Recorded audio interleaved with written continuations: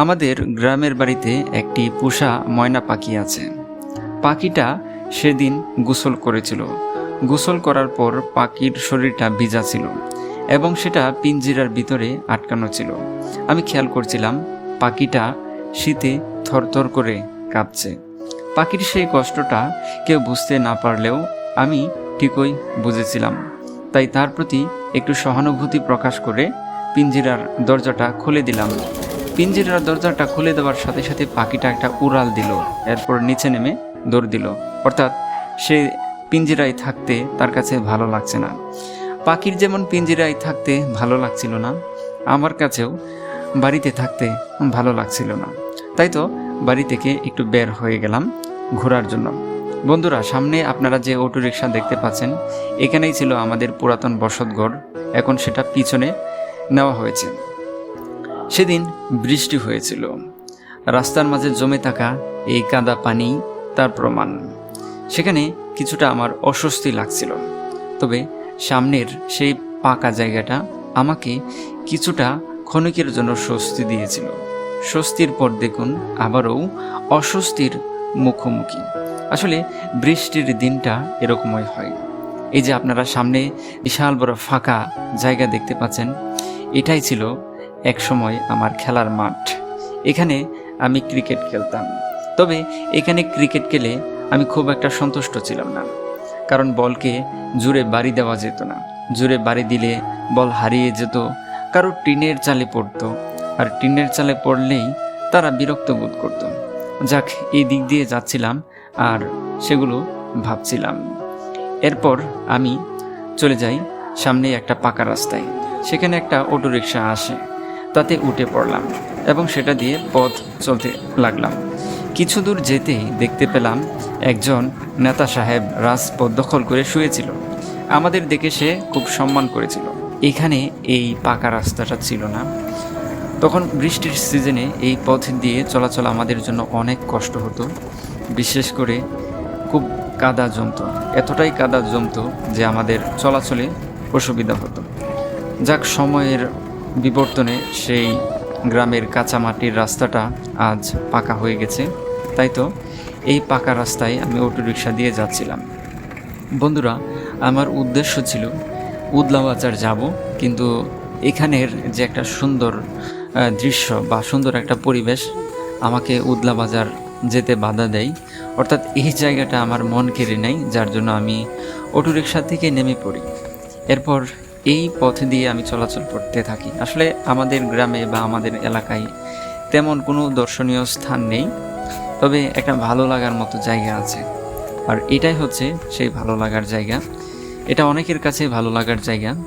অনেকেই সময় ও সুযোগ বুঝে কিংবা অবসর সময়ে এখানে এসে বসে আড্ডা দেয়। আর এরকমই একজন মানুষকে পেয়েছিলাম। দূর থেকে তাকে স্পষ্টভাবে চিনতে না পারলেও কাছে এসে তাকে চিনতে ভুল করে নাই। সে তো আমাদের এলাকার এক ভাতিজা নীরব। নীরব যে নীরবে থাকতে পছন্দ করে, এটাই ছিল তার প্রমাণ। একটা নিরিবিলি পরিবেশ, এটা সবার কাছেই ভালো লাগে। ভালো লাগারই একটা জায়গা। তাই তো আমি সেখানে গিয়েছিলাম। সেখানে যাওয়ার পর চারপাশের প্রকৃতি ও পরিবেশ দেখছিলাম, খুব উপভোগ করছিলাম। আসলে শহরের সেই কোলাহলপূর্ণ পরিবেশে থাকতে থাকতে আর ভালো লাগছিল না। ছুটিতে গ্রামের বাড়িতে আসাটা যেন আমার কাছে বেড়াতে আসা ছিল না, আমার কাছে মনে হয়েছিল যেন কর্মস্থল নামক কারাগার থেকে সাময়িকভাবে মুক্তি পেয়েছি। বন্ধুরা, আজকে আপনাদেরকে আমার মনের গভীর থেকে একটি কথা জানিয়ে রাখছি। এই যে এত সুন্দর একটা গ্রামের সুজলা সুফলা শস্য শ্যামলা একটা পরিবেশ, এটা ছেড়ে কিন্তু যেতে আমার মন চাচ্ছিল না। তবে নিয়তির কাছে হার মেনে আমাকে যেতে হয়েছে। বাড়ি থেকে এখনও আমাকে দূরে থাকতে হচ্ছে। এটা শুধু আমার মনের কথা না, হাজারো কিংবা লাখো মানুষের মনের কথা। আজকাল আমরা হয়তো নিজের গ্রাম ছেড়ে অনেক দূরে চলে যাই, শহরের বন্দরে চলে যাই। তবে আপনারা কি জানেন, একসময় এমন একটা পরিস্থিতি ছিল, বর্তমানে যে আমরা তো কি করতেছি, যে মোবাইল ফোনে কথা বলতেছি, ভিডিও কলে অডিও কলে কথা বলতেছি। তবে এক সময় মানুষ ভিডিও কলে কিংবা অডিও কলে কথা বলতে পারতো না।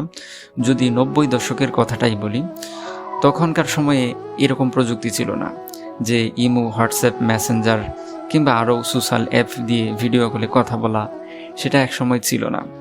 এমনকি 90 দশকে মানুষের এরকম একটা অবস্থা ছিল যে মোবাইল ফোন দিয়েও পর্যন্ত সহজে কেউ কথা বলতে পারতো না, এরকম একটা পরিস্থিতি ছিল।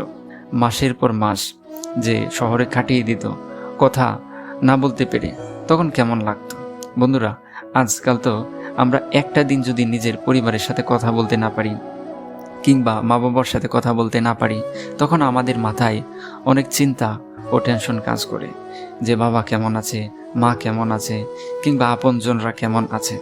তখন কিন্তু মানুষ সেই কথাগুলো বলতে পারতো না, তখন তাদের কাছে কেমন লাগতো। বন্ধুরা, আমি নিজে দেখি নাই, কিন্তু বড়দের কাছ থেকে শুনেছি, মানুষ যখন অনেক দিন পর গ্রামের বাড়িতে আসতো, আপনজনদের কাছে আসতো, তখন তাদের মধ্যে একটা অনুভূতি কাজ করত। সেটা কি জানেন? মানুষ খুব আবেগ আপ্লুত হতো, এতটাই আবেগ আপ্লুত হতো যে তার আপনজনদের জড়িয়ে ধরে কাঁদতো। সেই অনুভূতিগুলো আজ প্রযুক্তির কারণে হারিয়ে গেছে, সেই আবেগগুলো আজ প্রযুক্তির কারণে হারিয়ে গেছে। বন্ধুরা, আরও একটা বিষয় আমি আপনাদেরকে বলছি, মানুষ যখন গ্রামের বাড়িতে বেড়াতে আসার প্রথম দিন যেমন একটু আবেগ আপ্লুত হতো, আপনজনদের জড়িয়ে ধরে কাঁদতো, বাড়ি থেকে যাওয়ার পথেও কিন্তু এভাবে একটা অনুভূতি কাজ করত, জড়িয়ে ধরে কাঁদতো।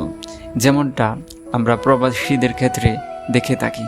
প্রবাসীরা যখন প্রবাসে যায়, তখন আপনজনদের কাছ থেকে বিদায় নিয়ে যায়, তখন কিন্তু তারা একটা কান্নাকাটি করে যায়। সেখানে কিন্তু আমরা সেই ইমোশনটা লক্ষ্য করতে পারি। এরপর দেখা যাচ্ছে অনেক প্রবাসীরা প্রবাস থেকে ফেরার পরও কিন্তু তাদের মধ্যে একটা ইমোশন কাজ করে, একটা আবেগ কাজ করে, তারা তাদের আপনজনদের জড়িয়ে ধরে কাঁদে।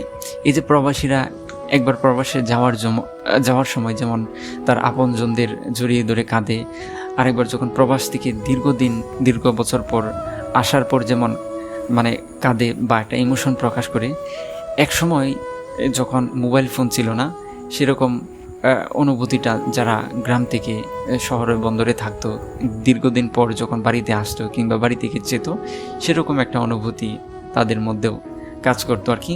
তো গ্রামের বাড়িতে আসার পর আমার কাছে সেরকম একটা অনুভূতি কাজ করেছিল আর কি, যার জন্য এই কথাটা আমি আপনাদের মাঝে শেয়ার করলাম।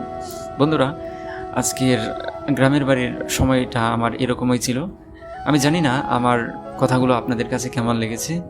যদি ভালো লেগে থাকে তবে অবশ্যই ভিডিওটিতে একটি লাইক দিবেন, আর নিয়মিত ভিডিও পেতে আমার এই ছোট্ট চ্যানেলটিকে সাবস্ক্রাইব করে রাখবেন। ধন্যবাদ।